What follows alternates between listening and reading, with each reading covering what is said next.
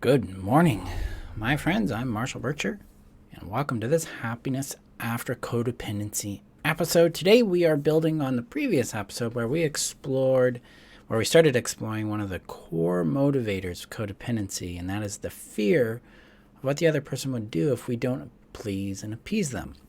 And we discussed what that was and started a practice called Acknowledgement to help us get more in contact with it, more aware of it, and bring some peace and healing to it. And today we're going to move to the next step, which I call Legitimization.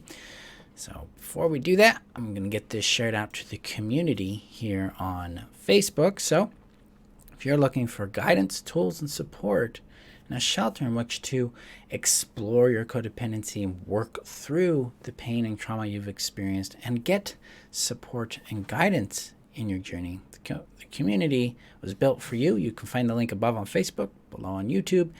And if you're listening via podcast, go to freetheself.com and click the community link and join us.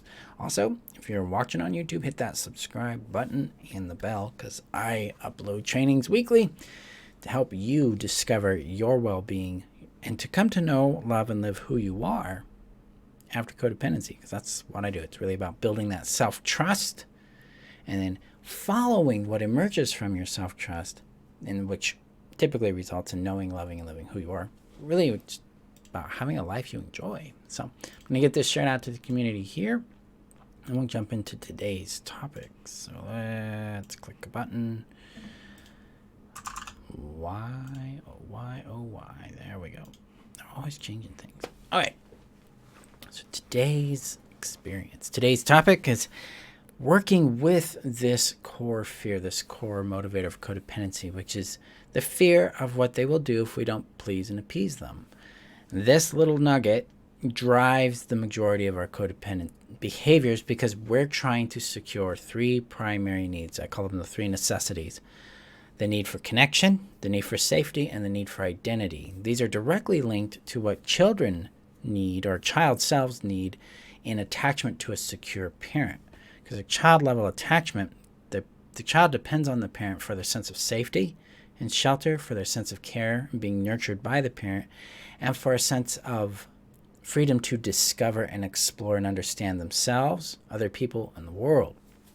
So that's where these three necessities come from, because we're seeking to build connection, understand ourselves, build identity, and to be safe and protected and nurtured in that.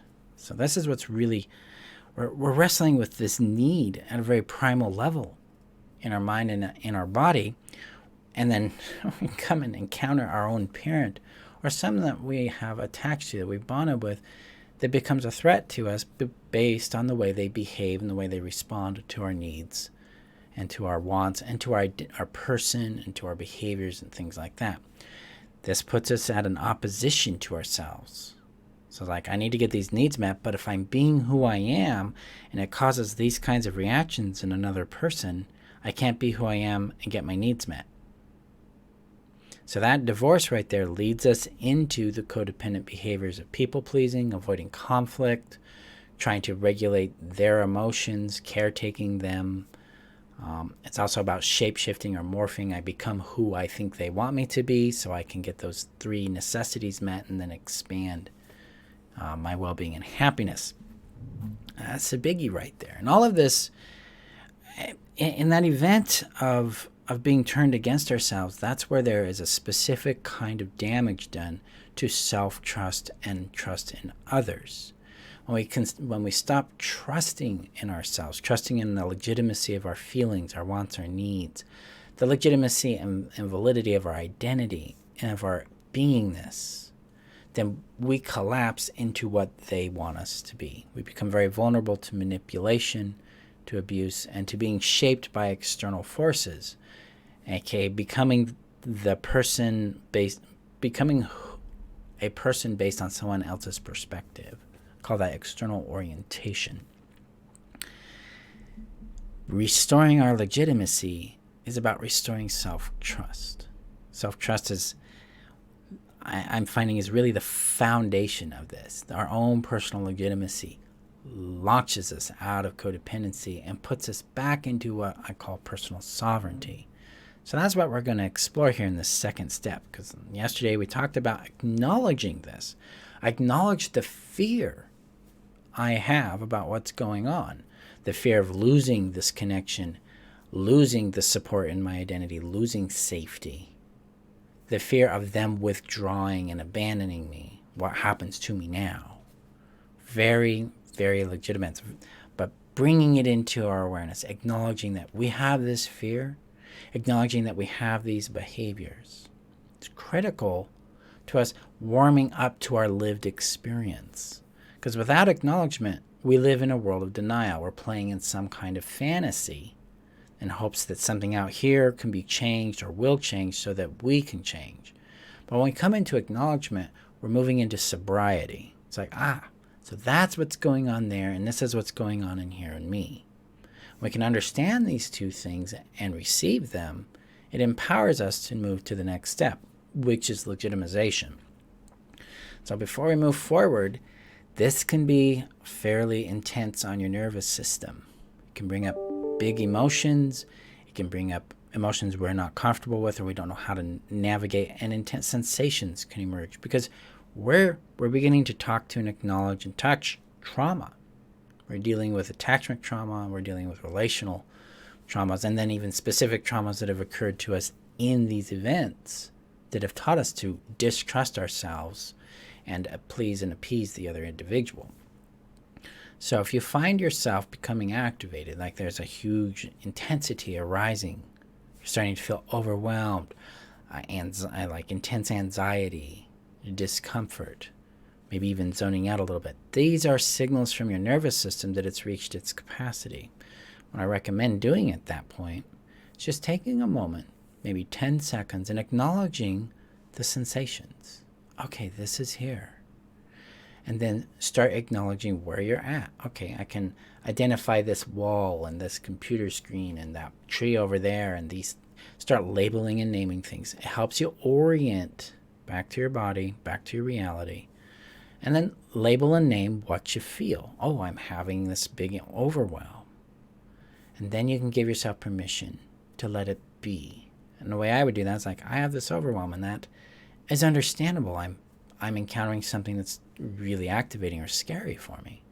It's actually normal for me to feel this way in relationship to this item, to this topic, or to what's showing up.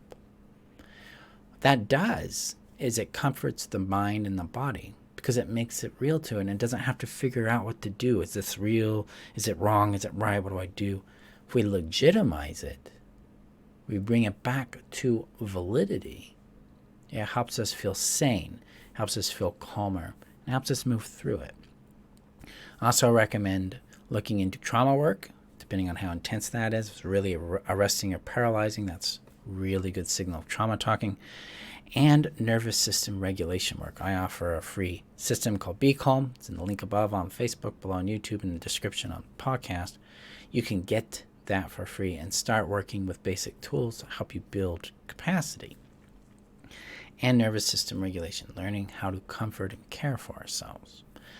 That aside, our next step here is legitimization. Legitimizing what we feel and what we've done and our experience.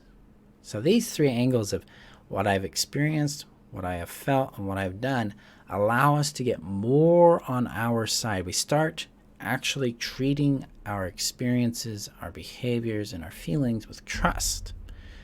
This helps it start healing the self-trust wound that we've experienced because of what has occurred through other people's behavior towards us and how we responded to it. So legitimization is basically making your perception, your experiences, your feelings, your wants, your needs, all of that real and valid to yourself. So that means I believe myself. So in a practical example, let's say anxiety shows up in response to something. Now my mind might say, well, that doesn't make much sense because they're not really doing anything that warrants anxiety, Marshall. But internally, my body's like, well, that's scary to me. A lot of times what we do is we try to analyze and fix that. We push it away. We deny it. We try to control it. We try to make it something different. What legitimization does is says, okay, I'm feeling this. Naturally I am feeling this because I have a relationship to this at some level. There is a rational reason why I'm experiencing this emotion towards this situation or experience. Sometimes we know what that is, and so we can bring that up specifically. Well, of course I'm having anxiety here about this person suggesting something like this, because it brings up memories of where I was dismissed or ignored or put down or replaced. See, right there, that acknowledgement, getting that specific with it, helps when my body starts to relax. I guess there was something there. And helps me see things clearer. My mind and my body get back into alignment. And it's like, I'm feeling this for a valid reason. That's legitimization, is an act of care towards ourselves. What it does is it takes away all the judgment, all the condemnation, all the wrong-making we do towards ourselves. And it lets our emotion, our experience, even our behaviors begin to make sense. It's like, yeah, of course I did that thing. Of course I am pleasing others. I'm deathly scared of losing connection, losing the safety I get with that connection and the sense of validity and love and identity I get from it. Of course that terrifies me. And we let that land. What that means is we check in and sense into how it feels in our body. And whatever is there, we allow that to take up space. Meaning we breathe into it. It's here. It's okay. A lot of times, it feels better.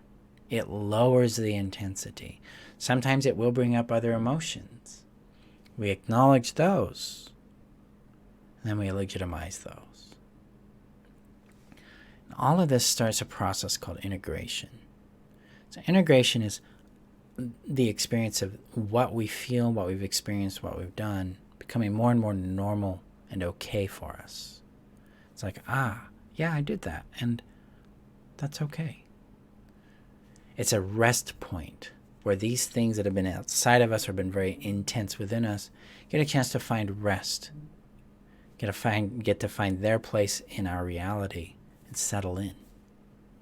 What integration tends to do is it starts to grow us out of the old habit, the old reference point, the old way of which we're seeing things, and allows us to entertain new options, new possibilities, new perspectives. This takes time. It's not an instant thing for most of us. Usually, like for me, certain topics can take a week or two. Sometimes they take a few months because there's things to work with. There's things to understand about what's going on. And that's normal. That's okay. We gently move through acknowledgement, legitimization, and integration over and over because it's a practice of self-care, self-legitimization, self-realization. I am a real person with real experiences. And it is okay that this is happening. It's okay that I don't like that it's happening. Of course I don't like it. It's painful. It's scary. It brings up scary things. See, we can legitimize how we feel about how we feel, too. This allows us to become more self-trusting of our experiences and our awareness and our body. And it's from that self-trust that we're able to reclaim our personal power, reclaim our sovereignty and our capability of building safe, reliable relationships in our life. Because we're not broken, we're not flawed. There's not something intrinsically wrong with us. We have been through relationship experiences that shaped us into having to survive rather than be ourselves, be seen, loved, and valued in that, so we feel secure about building secure connections with others. We haven't learned those things because we didn't go through those things. And that isn't something that we created.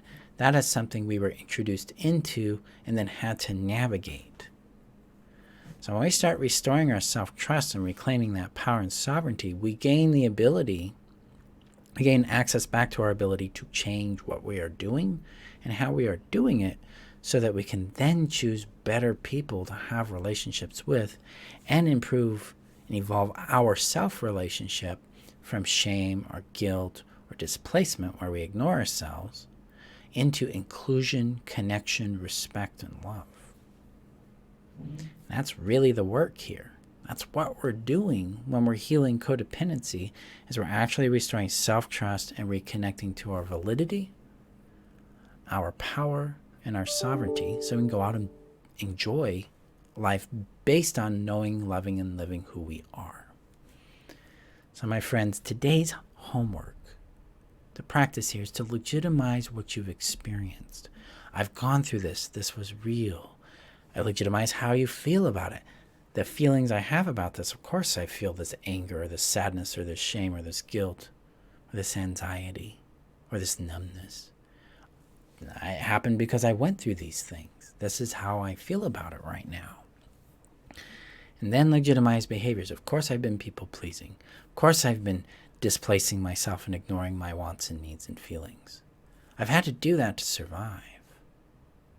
Then let's see what emerges out of that for you. Let's see what you discover as you get on your side and start rekindling that self-trust in your own validity, your power, your identity, your capabilities. So that's our second step here in healing this core fear, this core motivator of codependency, and becoming more liberated from what you've been through. So let me know in the comments below what you experience and discover as you do this practice. Go gently with yourselves. Keep an eye on that capacity. And then we'll explore this further as we go into the exploration of self-trust and codependency, and how we use self-trust to heal codependency and launch us into knowing, loving, and living who we are. So that's what's coming. Thank you again for being here and for your support and for your feedback. I appreciate it. Remember to share this video out to people who you know will benefit from it. And I will see you guys in our next episode.